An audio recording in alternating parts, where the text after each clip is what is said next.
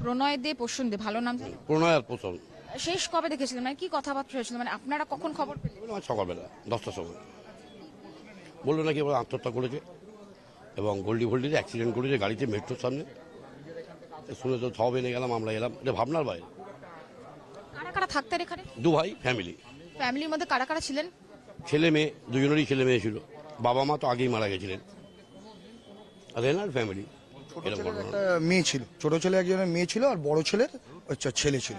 বড়জন প্রসূন দে। পশুনদের যা 10টার সময় শোনার পর সব আমাদের। আপনারা কতটা আতঙ্কিত? এরকম একটা রেসিডেন্সিয়াল এলাকায় তিনজনের দেহ পাওয়া গেল, কতটা চাঞ্চল্য চলেছে, আপনারা কতটা আতঙ্কিত, কতটা ইনসিকিউর?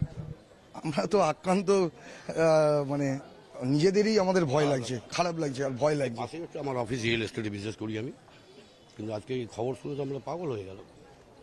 ভাবনার বাইরে, এসব জিনিস তো ভাবনার বাইরে, বলুন না।